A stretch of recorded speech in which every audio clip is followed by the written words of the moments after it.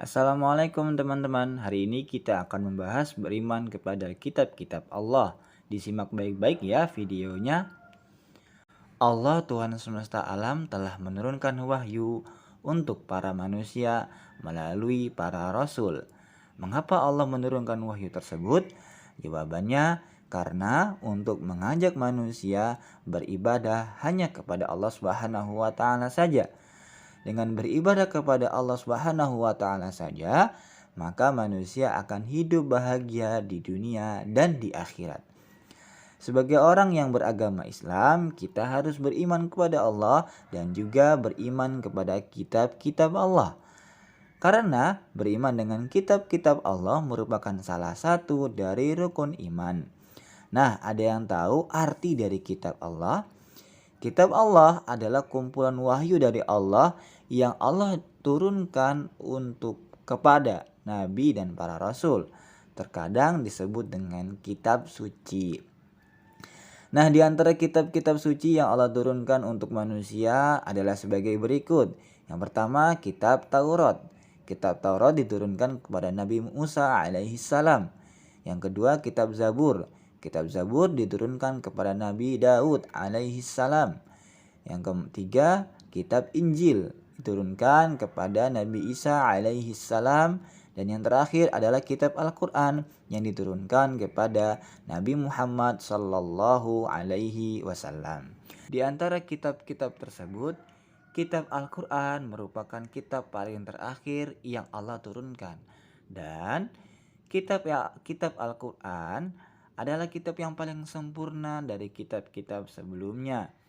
Dan juga Al-Quran merupakan mukjizat terbesar dari Nabi Muhammad SAW. Dan Al-Quran merupakan kitab suci yang menggantikan ajaran dari para nabi dan para rasulnya. Oh iya, jangan lupa dihafalkan ya nama kitabnya dan kepada siapa diturunkan. Beriman kepada kitab-kitab Allah itu artinya kita meyakini dengan hati bahwa semua kitab yang dibawa oleh para rasul adalah berasal dari Allah Subhanahu wa taala. Artinya kita yakin bahwa semua kitab yang tadi disebutkan datang dari Allah Subhanahu wa taala. Walaupun kita belum pernah melihat kitab Zabur, kitab Taurat dan kitab Injil, tapi kita yakin bahwa Allah dahulu telah menurunkan kitab-kitab tersebut.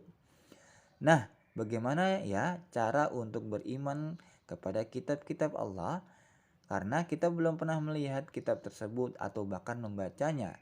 Nah, caranya sebagai berikut. Yang pertama, teman-teman harus yakin dulu nih bahwa kitab-kitab itu ada dan Allah lah yang menurunkan untuk manusia melalui para rasul.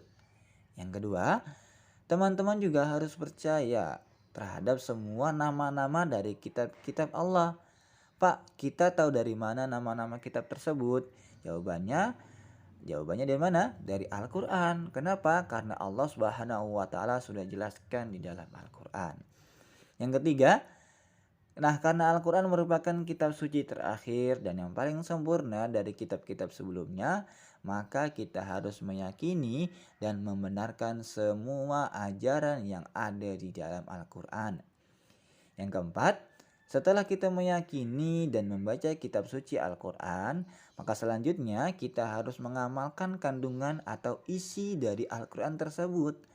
Contoh, Allah katakan di dalam Al-Quran, wa aqimus shalah. Artinya, dan dirikanlah salat. Artinya, kita sebagai umat Islam, umat muslimin, harus wajib melakukan salat. Nah, contoh berikutnya bagi teman-teman yang perempuan nih, yang akhwat. Bagi teman-teman perempuan harus menggunakan jilbab.